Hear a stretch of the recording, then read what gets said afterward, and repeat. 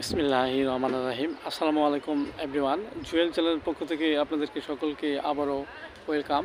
আজ একটি নতুন ভিডিও নিয়ে আলোচনা করব। ভিডিওটি হলো রমজানে চুলকানি হলে যা করণীয়। দেখেন এভরিওয়ান, এটি একটি গুরুত্বপূর্ণ একটি ভিডিও।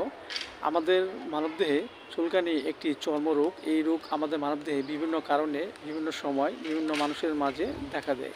ইয়া হওয়ার বিভিন্ন কারণ আমাদের মাঝে দেখা দেয়। যেমন দেখা যাচ্ছে যে অনেকেরই বিভিন্ন খাবার, যেমন বেগুন, পুঁটি মাছ, চিংড়ি মাছ, গরু গোশত ইত্যাদি বিভিন্ন খাবার থেকে অনেক সময় এই চুলকানি রোগের উপদ্রব সৃষ্টি হতে পারে। আবার দেখা যাচ্ছে যে অনেকেরই আবার ধুলো বালু এবং অত্যধিক পরিমাণে ঠান্ডা লাগলে এর ফলে অনেক সময় আমাদের মাঝে এই চুলকানি রোগের সৃষ্টি হতে পারে।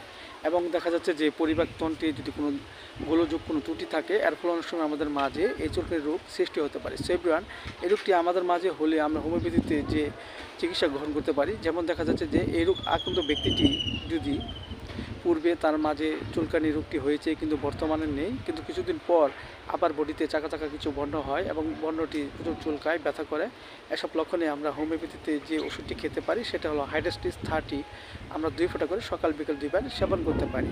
আবার দেখা যাচ্ছে যে এই রোগ আক্রান্ত ব্যক্তিটি যদি শীতকাতর হয় এবং পানিতে নেমে অবিরাম কাজ করে এবং দেখা যাচ্ছে যে কাজ করার ফলে বডিতে কিছু চাকা চাকা কিছু বর্ণ হয় এবং বর্ণটি লাল বর্ণের হয়, প্রচুর চুলকায়, এসব লক্ষণে আমরা হোমিওপ্যাথিতে যে ওষুধটি খেতে পারি সেটা হলো রাস্টক্স 30। আমরা 2 ফোঁটা করে সকাল বিকাল 2 বার সেবন করতে পারি।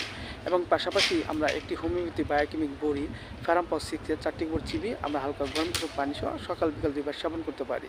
এতে করে আমাদের দেহে যে চুলকানি যে রোগ সেটা আস্তে আস্তে দূর হয়ে যাবে এবং আমাদের মধ্যে সুস্থ বোধতা ফিরে আসবে। সো এভরিওয়ান, ভিডিওটি ভালো লাগলে অবশ্যই আপনারা লাইক দিবেন, সাবস্ক্রাইব করবেন। সবাই ভালো থাকেন।